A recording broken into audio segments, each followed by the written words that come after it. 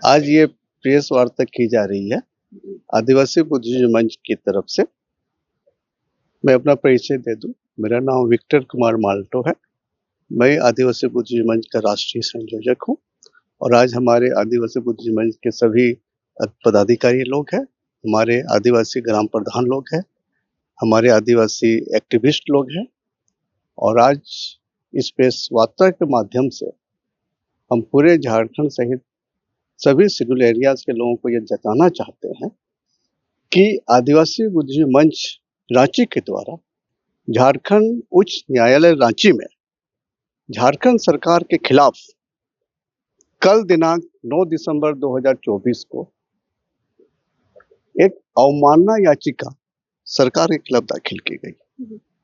उसका वजह यह है कि माननीय न्यायालय ने एक परम आदेश पारित किया था, जिसमें झारखंड सरकार को यह आदेश था कि वे 2 महीने के अंदर संसदीय अधिनियम पंचायतों के उपवन अनुसूचित क्षेत्रों पर विस्तार अधिनियम 1996 के सभी प्रावधानों को अनुसूचित क्षेत्रों पर लागू करें।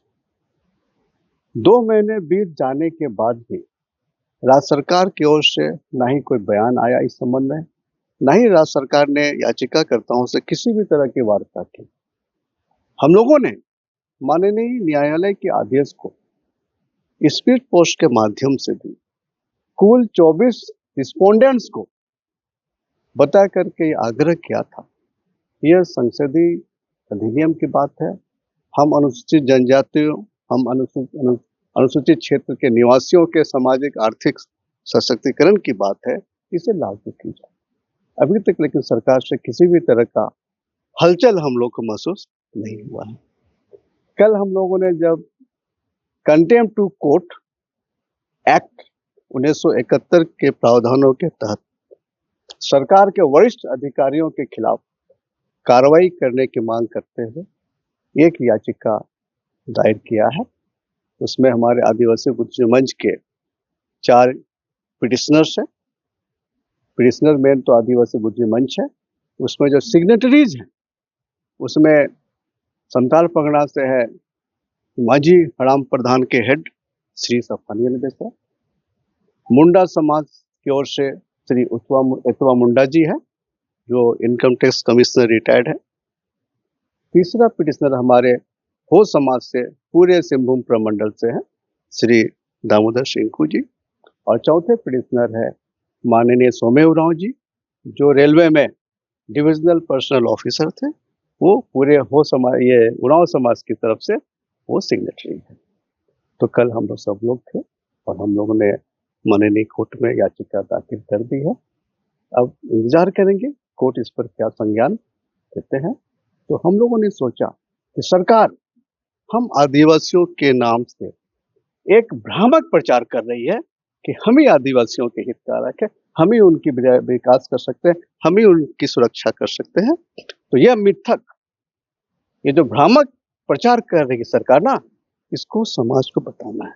सरकार पे आरोप लगा रही है, सरकार कोई भी सरकार, केंद्र सरकार, राज्य सरकार राजनीति कर रही है। स्पष्ट राजनीति इस बात की है, जब माननीय न्यायालय ने मैंडेमस जारी करके राज्य सरकार को कहा कि आप 2 महीने के अंदर इस संसदीय कानून को लागू करो, सरकार लागू क्यों नहीं की? कर देना था ना।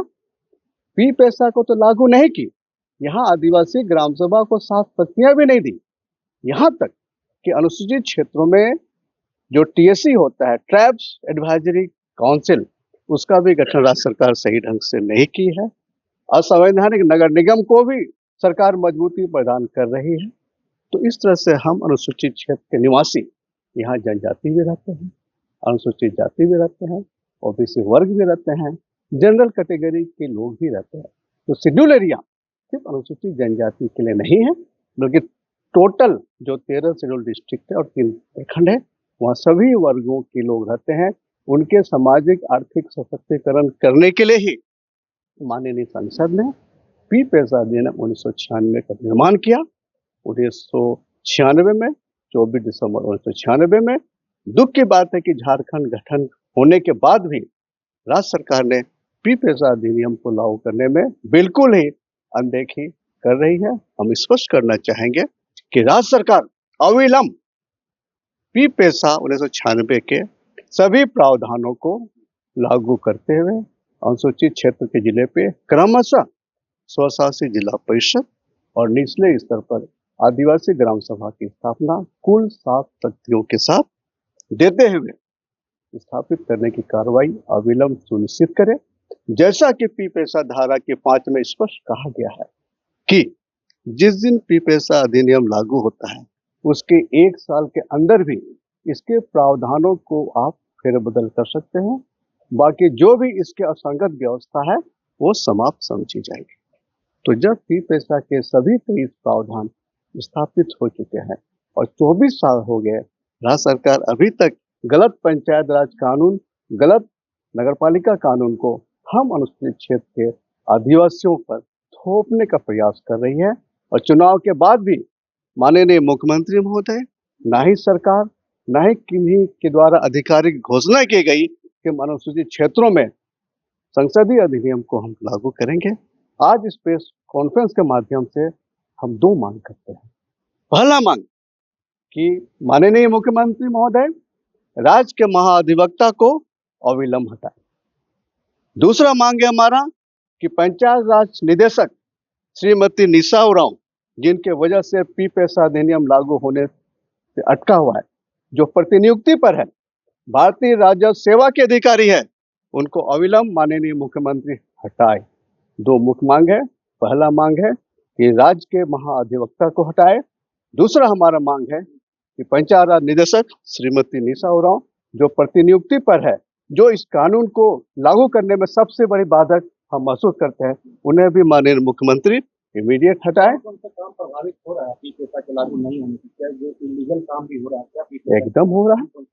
पी पैसा काम में सबसे बड़ी बात है कि जो हमारा डीएमएफटी की राशि है, ट्राइबल सप्लान की राशि है, बालूघाट का ऑक्शन हो रहा है, कोयला खदानों का ऑक्शन हो, नीलामी हो रहा है, हमारा सोने का खान, लोहा, अब्रक, डोलोमाइट सब तो हमारा जो है कि छीना जा रहा है ना।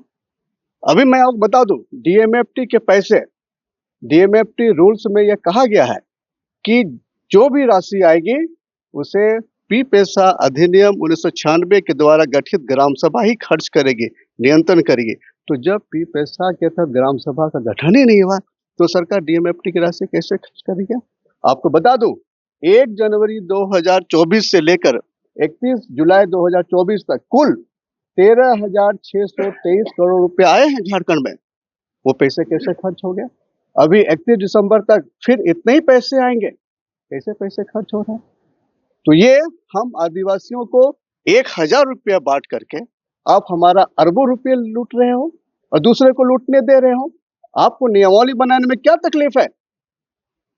आपको जब संसदीय नियमावली है जिसके अनदेखी आप कैसे कर सकते हो? आप संविधान दिखाकर कहते हो कि हम संविधान को बचाएंगे। हमें नहीं लगता है कि वो संविधान को बचा रहे हैं। बिकॉज पी पैसा 1996 is not only an act, but it is the extension of the constitution within the provisions of Constitution of India. लेकिन सरकार का कहना है कि वो जो पैसे दे रही है वो सम्मान के लिए दे रही है, क्योंकि महिलाएं जो है वो कई ग्रामीण क्षेत्रों में वो पढ़ी लिखी नहीं है, वो रोजगार नहीं कर सकती हैं, तो वो महीने के खर्च के तौर पे उन्हें सम्मान राशि दे रही है। आप इसे कह रहे हैं कि आदिवासियों के पैसे का गमन हो रहा है। मैंने गमन शब्द का इस्तेमाल नहीं किया। हमने कहा डीएमएफटी रूल्स 2016, डीएमएफटी रूल्स कहां से आया? ये प्रधानमंत्री खनिज क्षेत्र कल्याण योजना का है। ये उसमें यह लिखा हुआ है कि पी पैसा के ग्राम सभा के द्वारा इन राशि का उपयोग होगा। ये सरकार, झारखंड सरकार कौन है जो बिना ग्राम सभा के स्थापना के पैसा खर्च कर रही है? हम मैया सम्मान की योजना ही कर रहे हैं, लेकिन डीएमएफटी की राशि को मैया सम्मान योजना से जोड़ा जा रहा है बिना नियमावली के। इस बात पर सबको ऐतराज है। आप माननीय उच्च न्यायालय के आदेश को क्यों नहीं माना? जब माननीय राज्यपाल महोदय आदिवासी दिवस 9 अगस्त को कह दिए कि माननीय मुख्यमंत्री जी पी पैसा अधिनियम लागू कीजिए, आज 5 महीने हो गए ना। आप माननीय राज्यपाल महोदय की बात को अनदेखी कर रहे हैं, आप माननीय कोर्ट की बात का अनदेखी कर रहे हैं। हम आदिवासी बुद्धि मंच जो हम लोग नॉन पॉलिटिकल लोग हैं, अधिकारी लोग हैं, आप हमारी बात को अनदेखी कर रहे हो। आप कैसे पीठ थपथपा रहे हो अपने से, जब आदिवासी वर्ग ही आपके कामों की आलोचना कर रहा है, आपको संवैधानिक दिशा दे रहा है, आपको न्यायिक दिशा दे रहा है, आप उसकी अनदेखी कर रहे हो।